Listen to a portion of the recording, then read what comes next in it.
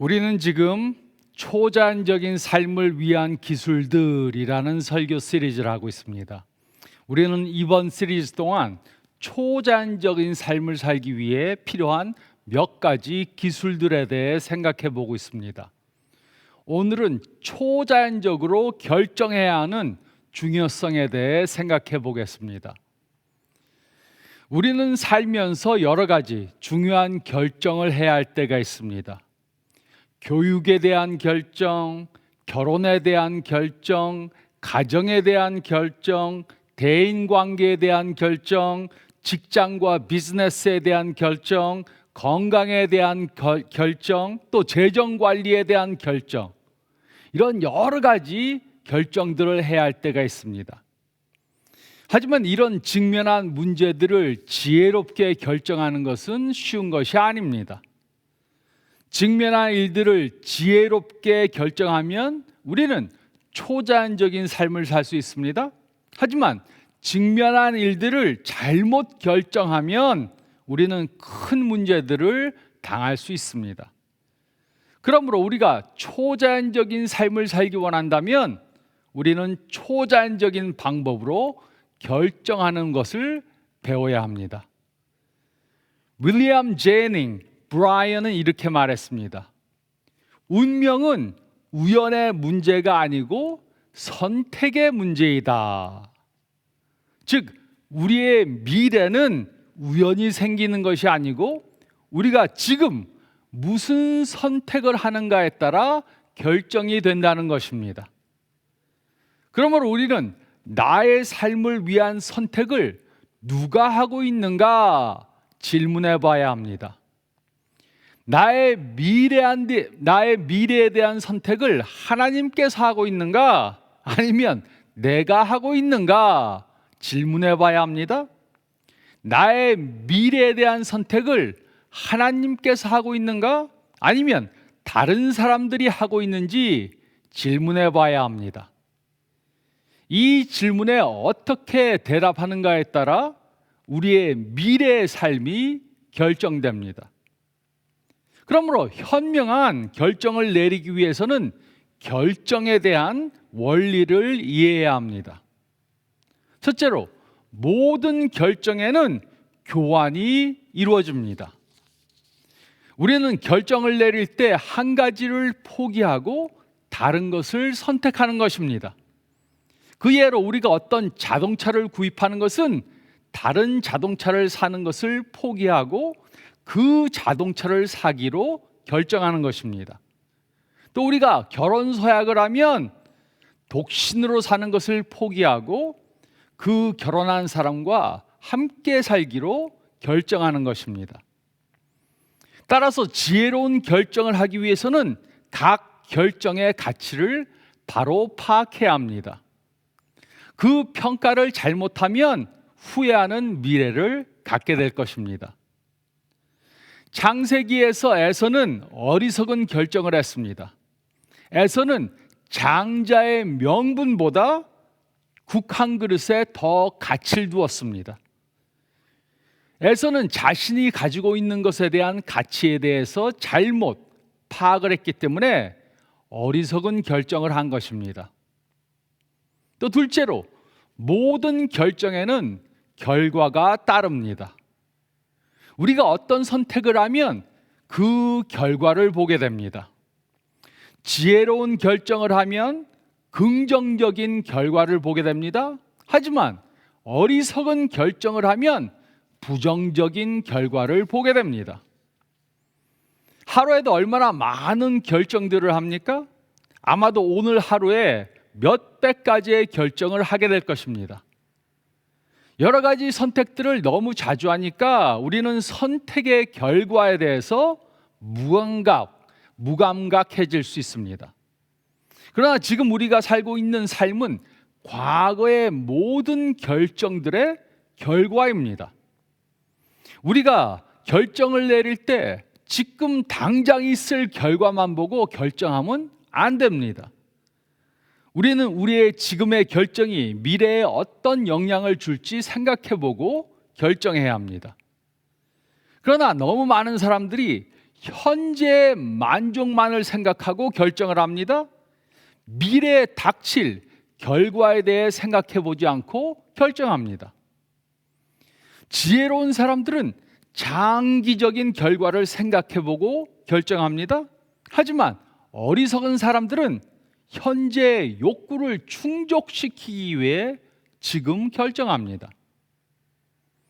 또 셋째로, 모든 결정은 우리의 동기에 의해 결정이 됩니다. 우리는 왜 한 가지 선택을 하고 다른 것을 선택하지 않습니까? 모든 결정은 우리의 동기에 의해 결정이 됩니다.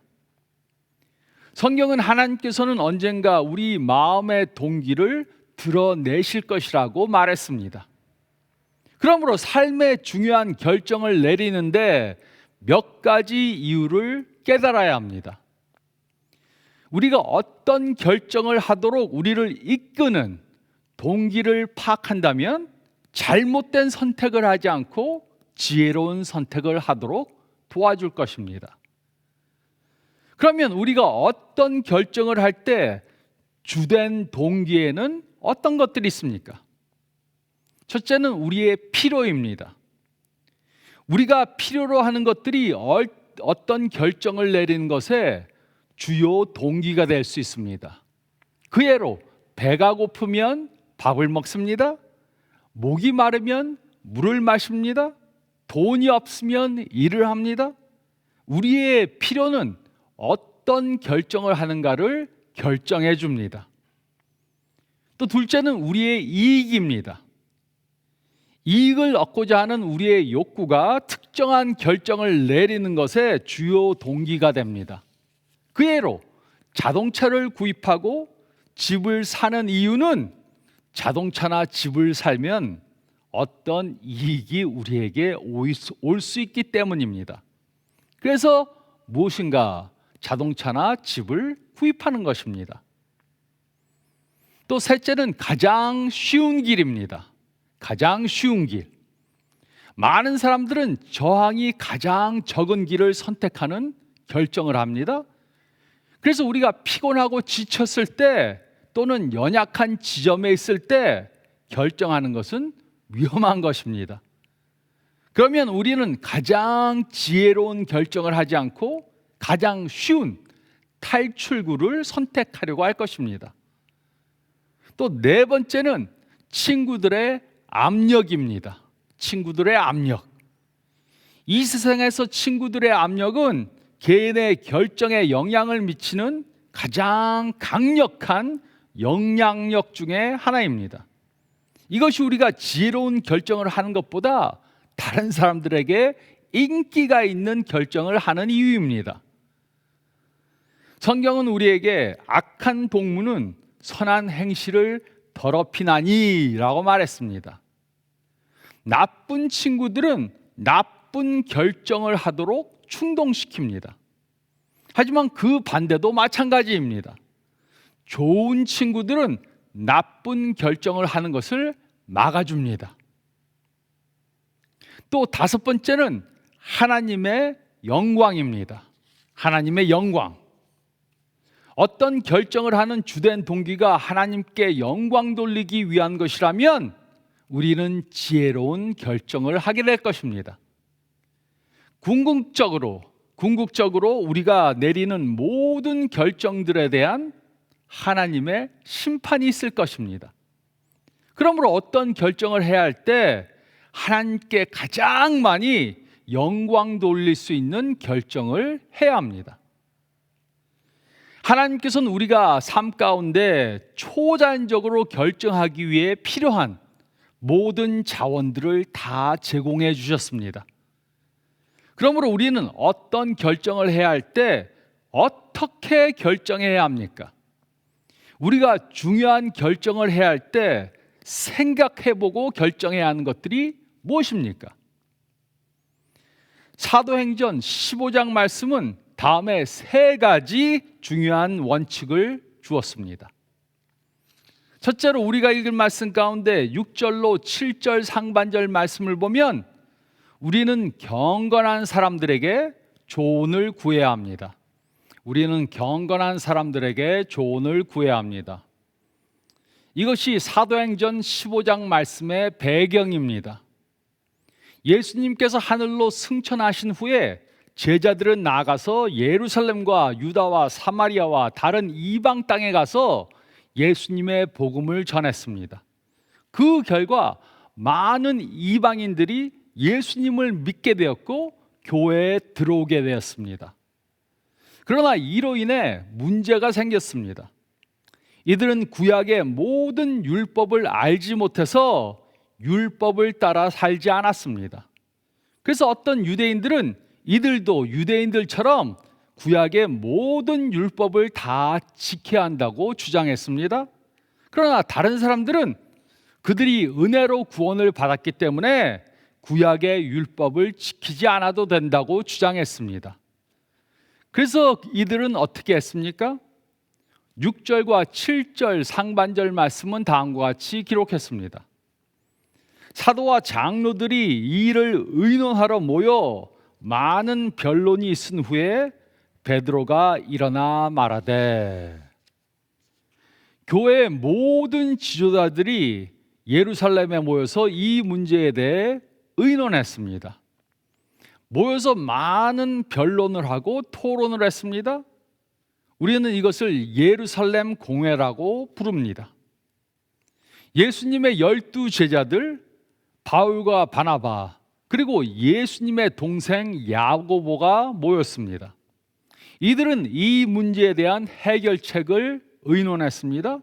즉 이들은 직면한 문제를 해결하기 위해 다른 사람들로부터, 다른 경건한 사람들로부터 조언을 구한 것입니다. 삶 가운데 중요한 결정들을 할 때 이것이 우리가 해야 하는 것입니다. 우리는 경건한 사람들에게 조언을 구해야 합니다. 그리스도인으로 사는 것은 혼자 할 수 있는 것이 아닙니다. 하나님께서는 우리가 어떤 결정을 내리는데 더 많은 지혜를 주시기 위해 주위에 있는 경건한 사람들을 사용하십니다. 성경은 좋은 자가 많으면 승리한다고 말했습니다. 그러나 우리는 아무에게나 조언을 받으면 안 됩니다. 우리는 어떤 사람에게 조언을 받을 것인지, 그가 조언을 해줄 수 있는 좋은 사람인지 그 사람의 자격을 검토해 봐야 합니다. 그러므로 조언을 받기에 적합한 좋은 자는 어떤 사람입니까? 첫째는 경건한 사람입니다. 경건한 삶을 살지 않는 사람은 좋은 조언을 해줄 수 없습니다. 그래서 우리는 하나님의 말씀을 알고 그 말씀대로 사는 그런 사람들에게 조언을 받아야 합니다. 둘째는 경험이 풍부한 사람입니다. 수영을 못하는 사람들에게 수영을 가르쳐 달라고 하면 안 됩니다. 그 이유는 자신이 모르는 것이나 자신이 하지 못하는 것을 다른 사람들에게 가르쳐 줄 수가 없기 때문입니다. 또 셋째는 배려하는 사람입니다. 우리가 당한 일에 관심이 있고 우리를 사랑하는 사람들로부터 조언을 들어야 합니다. 경건하고 경험이 풍부하고 배려심이 많은 좋은 자들을 여러 명 가지고 있으면, 그리고 그들에게 조언을 들으면 초자연적인 결정을 하는데 도움이 될 것입니다. 그러나 최종 결정은 그들의 책임이 아니고 우리의 책임이란 것을 우리는 알고 있어야 합니다. 그러므로 질문해 보시기 바랍니다. 내가 조언을 구해야 하는 사람이 누구인가? 나에게 조언을 해줄 사람을 나는 가지고 있는가? 질문해야 합니다. 그리고 초자연적인 결정을 하기 위해 우리는 그들에게 조언을 받아야 합니다. 우리는 경건한 사람들에게 조언을 구해야 합니다. 우리는 경건한 사람들에게 조언을 구해야 합니다. 또 둘째로, 7절 하반절에서 14절 말씀을 보면 우리는 성령님의 인도를 받아야 합니다. 우리는 성령님의 인도를 받아야 합니다. 7절 하반절에서 14절은 다음과 같이 기록했습니다. 베드로가 일어나 말하되 형제들아 너희도 알거니와 하나님이 이방인들로부터 내 입에서 복음의 말씀을 들어 믿게 하시려고 오래전부터 너희 가운데서 나를 택하시고 또 마음을 아시는 하나님이 우리에게와 같이 그들에게도 성령을 주어 증언하시고 믿음으로 그들의 마음을 깨끗이 하사 그들이나 우리나 차별하지 아니하셨느니라. 그런데 지금 너희가 어찌하여 하나님을 시험하여 우리 조상과 우리도 능히 매지 못하던 멍에를 제자들의 목에 두려느냐. 그러나 우리는 그들이 우리와 동일하게 주 예수의 은혜로 구원받을 줄을 믿노라 하니라. 온 무리가 가만히 있어 바나바와 바울이 하나님께서 자기들로 말미암아 이방인 중에서 행하신 표적과 기사에 관하여 말하는 것을 듣더니 말을 마침에 야고보가 대답하여 이르되 형제들아 내 말을 들으라. 하나님이 처음으로 이방인 중에서 자기 이름을 위할 백성을 취하시려고 그들을 돌보신 것을 시므온이 말하였으니. 이 경건한 사람들이 모였을 때 베드로는 성령님께서 그들 가운데 행하신 일들을 검토해 보았습니다. 그는 성령님께서 이방인들의 지역에서 하신 일에 대해 전부 다 보고했습니다. 첫째로 이방인들이 예수님을 구주로 영접할 때 성령님이 그들에게 내렸습니다. 둘째로 성령님은 이방인들 가운데서 기적을 행하셨습니다. 또 셋째로 성령님께서는 이방인들에게 내적 확신을 주셨습니다. 그러므로 이 경건한 사람들은 초자연적인 결정을 하기 위해 성령님의 인도하심을 살펴본 것입니다. 그리고 이것이 우리 삶 가운데 중요한 결정들을 해야 할 때 해야 하는 것입니다. 우리는 우리가 하고 싶은 것을 따라서 결정하면 안 됩니다. 우리는 우리 가운데 성령님이 역사하시는 증거를 찾고 성령님의 인도하심을 따라서 결정해야 합니다. 예수님께서는 요한복음 16장 7절에서 성령님을 돕는 자라고 부르셨습니다. 성령님께서 우리를 진리 가운데로 인도하시고 도우시기 때문에 성령님을 돕는 자라고 부르신 것입니다.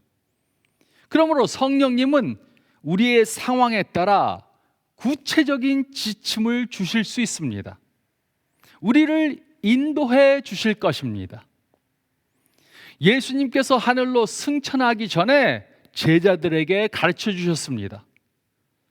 성령님께서 그들을 인도하러 오실 것이기 때문에 자신이 떠나는 것이 실제로 더 좋은 것이라고 말씀하셨습니다. 예수님께서는 그들을 모든 진리 가운데로 인도할 성령님을 보내주실 것을 약속하셨습니다. 성령님은 그들이 초자연적인 선택을 할 수 있도록 모든 상황에서 그들을 인도해 주시기 위해 그들에게 오신 것입니다. 그리고 이 성령님은 오순절 때 예루살렘에 모인 제자들에게 처음 내렸습니다. 그리고 지금은 우리가 예수님을 구세주로 영접할 때 성령님께서 우리 안에 임하십니다. 그리고 성령님이 우리 안에 거하시기 때문에 이제 우리를 가장 좋은 길로 진리 가운데 인도해 주십니다. 그러면 성령님은 어떤 방법으로 우리를 인도해 주십니까? 첫째로 성령님은 우리 마음에 소원을 두심으로 인도하십니다. 우리가 하나님께 완전히 복종된 삶을 살 때 성령님께서는 우리 마음속에 원하는 것을 주심으로 우리를 인도해 주십니다. 또 둘째로 성령님은 우리 마음에 화평을 주심으로 인도하십니다. 우리가 어떤 결정을 하려고 하는데 마음속에 평강이 없다면 성령님께서는 우리가 결정하려고 하는 것이 하나님의 뜻이 아니라고 말씀하시는 것일 수 있습니다. 하지만 우리가 올바른 결정을 하면 마음에 평화가 옵니다. 또 셋째로, 성령님은 내적 깨달음을 주심으로 인도하십니다.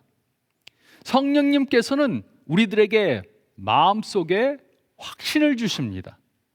어떤 사람들은 이것을 거룩한 직감이라고 표현합니다.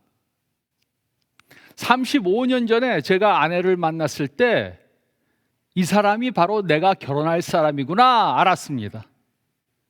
제가 그것을 어떻게 알았습니까? 성령님께서 제 마음속에 확신을 주셨기 때문입니다.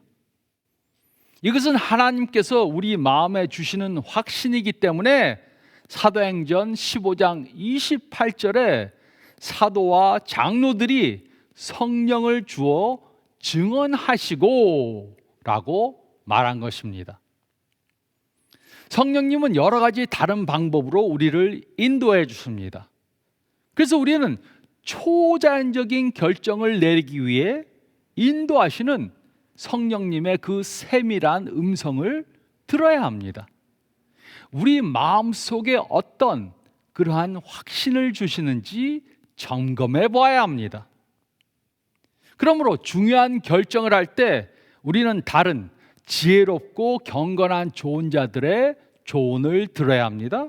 그리고 우리는 성령님의 인도하심을 받아야 합니다. 하지만 다른 사람들은 틀릴 수 있습니다. 또 우리는 성령님의 인도하심을 잘못 오해할 수도 있습니다. 그러므로 우리가 초자연적인 결정을 내리기 위해 해야 하는 가장 중요한 것이 있습니다. 그것이 무엇입니까? 셋째로 15절로 19절 말씀을 보면 우리는 성경 말씀을 따라야 합니다.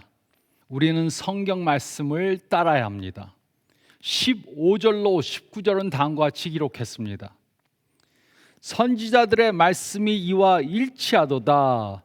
기록된 바 이후에 내가 돌아와서 다윗의 무너진 장막을 다시 지으며 또 그 헤어진 것을 다시 지어 일으키리니 이는 그 남은 사람들과 내 이름으로 일컬음을 받는 모든 이방인들로 주를 찾게 하려 함이라 하셨으니 즉 예로부터 이것을 알게 하시는 주의 말씀이라 함과 같으니라.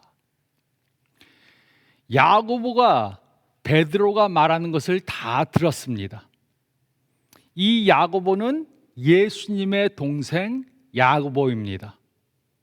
야고보는 다른 경건한 사람들의 이야기를 듣고 또 성령님께서 그들 가운데 하신 일들을 검토해 보았습니다. 그 후에 이 문제에 대한 최종적인 확증을 얻기 위해 성경 말씀을 보았습니다. 그리고 그는 성경이 이방인들이 하나님을 알게 되는 날이 온다는 것에 대해 예언한 것을 보았습니다. 야고보는 이사야 선지자와 아모스 선지자의 예언을 통해서 마지막 때 하나님의 백성이 두 그룹으로 형성될 것이라는 말씀을 보았습니다. 한 그룹은 이스라엘 백성들입니다. 이들을 다윗의 무너진 장막 또 남은 사람들이라고 불렀습니다. 그리고 다른 한 그룹은 이방인들입니다. 이들을 허물어진 것 또 내 이름으로 일컬음을 받는 모든 이방인들이라고 불렀습니다. 이 두 그룹이 주를 찾게 될 것임을 구약이 예언했습니다. 즉 이방인들이 하나님께 나오는 것은 이미 구약에 약속된 것입니다. 그러므로 야고보는 하나님께로 돌아오는 이방인들을 어렵게 해서는 안 된다고 최종 결정을 내렸습니다. 그는 최종 결정을 내리기 전에 하나님의 말씀을 보고 결정한 것입니다. 성경은 하나님의 뜻에 대한 가장 분명한 계시입니다. 그래서 우리는 초자연적인 결정들을 하기 위해 성경 말씀을 따라서 해야 합니다. 성경 말씀에 반대되는 결정을 하는 것은 어리석은 결정을 하는 것입니다. 우리는 살아가면서 많은 결정들을 해야 할 때가 있습니다. 그러나 성경은 특정한 상황에서 우리가 어떤 결정을 해야 하는지에 대해서 이미 알려주었습니다. 그렇기 때문에 우리는 성경이 말하는 바를 알아야 하고 또 그것에 따라 결정을 해야 합니다. 그래야만 우리가 초자연적인 결정을 할 수 있는 것입니다. 그런데 많은 사람들이 성경을 모릅니다. 그래서 자기 마음대로 결정을 합니다. 그러면 결국 어리석은 결정을 해서 어려운 일들을 당하게 될 것입니다. 우리가 어려운 일들을 당하는 이유는 많은 경우 하나님의 말씀을 따라 결정하지 않았기 때문입니다.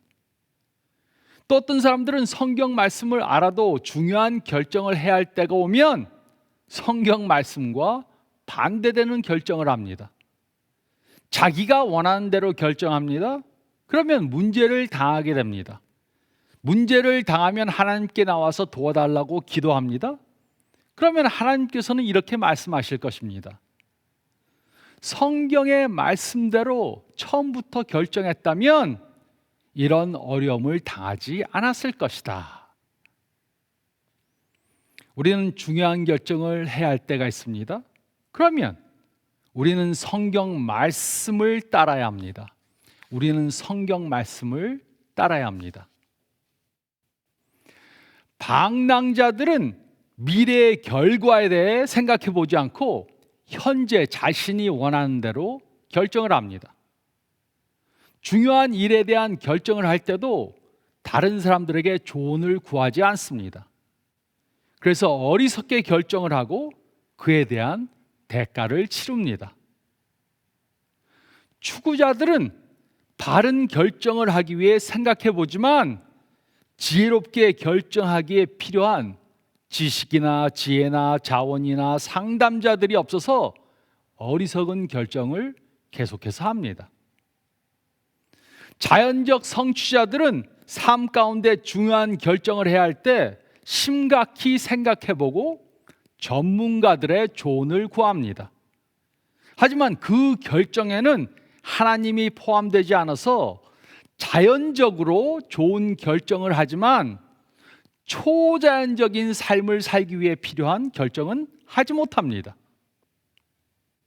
초자연적인 성취자들은 자신의 삶 가운데 중요한 결정을 해야 할 때 경건한 사람들에게 조언을 구합니다.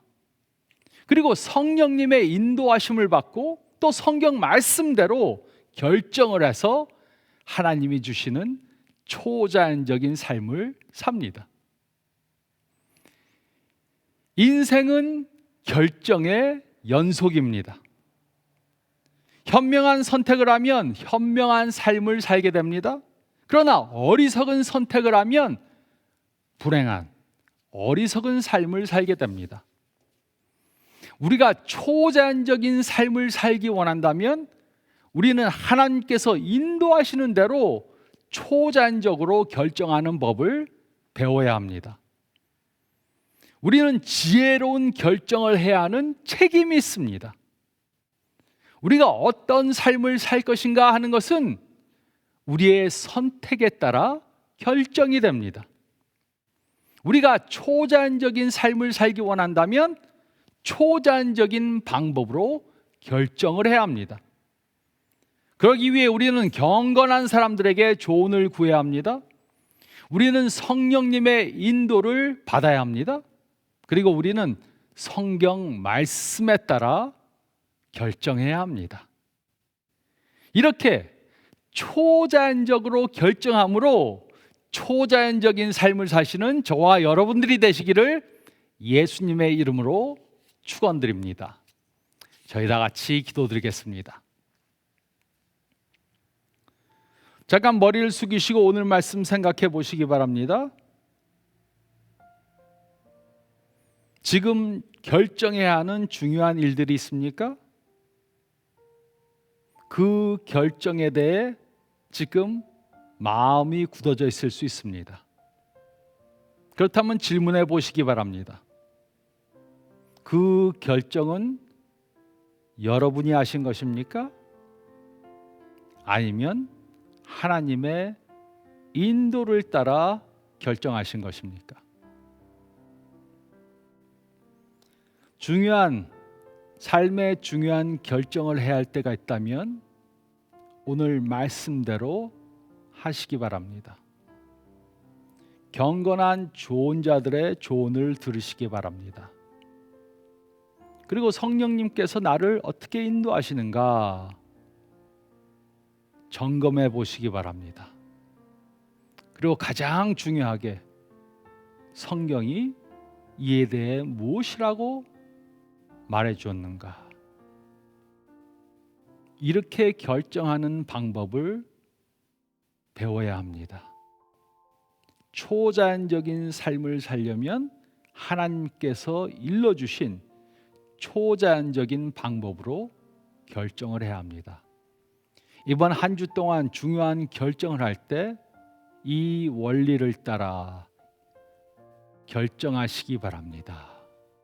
꼭 이 말씀대로 실천하심으로 초자연적인 결정을 하시기 바랍니다.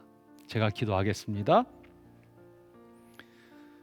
주님 감사합나이다. 우리 삶 가운데 많은 어려운 결정들을 해야 할 때가 있습니다. 하지만 우리에게 모든 것을 맡겨두시지 않고 하나님의 방법으로 결정할 수 있도록 저에게 가르쳐 주심을 감사드립니다.